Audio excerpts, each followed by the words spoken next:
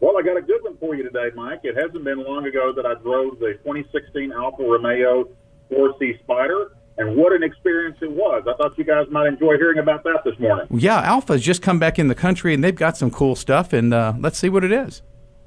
Yeah, they do, and they've got even some new product coming. Well, the 4C Spider was delivered to me. It was, as we say, retail red, and as the Spider had removable hatch roof. And, man, I just can't say enough of good things about it.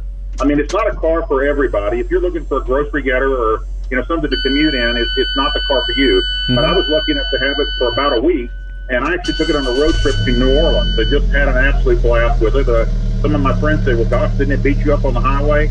Well, maybe just a tiny little bit, but it was still an absolute blast. But this thing is a mid-engine, rear-wheel drive, a whole aluminum drivetrain. It's turbocharged. It doesn't make a ton of horsepower, only 237 horsepower, which doesn't sound like a lot. But gosh, the curb weight on this thing is only like 2,400 pounds, so it's a real lightweight. But the performance is absolutely blistering, even with the four-cylinder. It has the, I guess they call it like a clutchless CVT. It reminds me of a go-kart. You know how when you accelerate in a go-kart, the clutch kind of slowly grabs and then it kind of locks up and you go? Well, that's kind of the experience you get at the 4C Spider.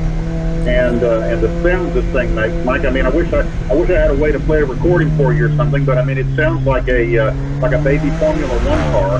I mean, my friend said it looks like half a Ferrari, and it definitely has a Ferrari DNA in full evidence. Well, you should expect that from an Italian car. Italian cars are about sound and about looks. And Konrad, you and I know each other pretty well, and neither one of us are what I would call little guys, okay? And so, it kind of begs the question, how does a guy like me get in and out of this thing? And I can tell you that getting in and out was a challenge, but man, once I was strapped in that thing, it was like wearing a custom-made Italian suit is the best way I could think of to describe it. It was absolutely a hoot, and it was actually pretty doggone comfortable. Well, did you grease yourself up to get in there, or what? Yeah, I kind of did. Well, it's a beautiful vehicle, and I drove one about a year or so ago at a track up in Michigan at the proving grounds, and I just fell in love with it immediately. I mean, it was great.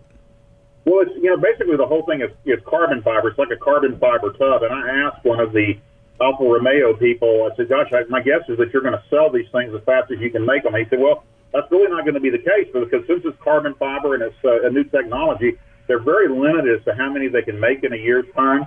But gosh, the advantage of this thing is 20% lighter than steel, and of course it doesn't rust, which is also benefit. Not a big deal to us down here in the South, but I guess if we lived in Chicago, it would be. Yeah, but that's also how they hold their resale value, is by limiting availability as well.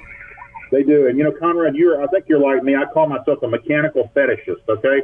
I really like all that crazy mechanical stuff, and the drive thing, this thing is like a work of art. I mean, I laid under it just to look at the exhaust for about 20 minutes. That's how crazy I am. But the driving experience is really like nothing else you've ever experienced. We have a big, like a mile-long road that leads into my subdivision with a roundabout, and I hate to say it, but I did about 20 rounds of that roundabout. But I really just can't say anything good about it. It's not a car for everyone. It's for someone that needs a weekend warrior or a track day car or something like that. And it's not a cheap car. I mean, base price is about $55,000, and I think the one that I tested was close to $70,000. But gosh, what a car, and what a great bunch of fun.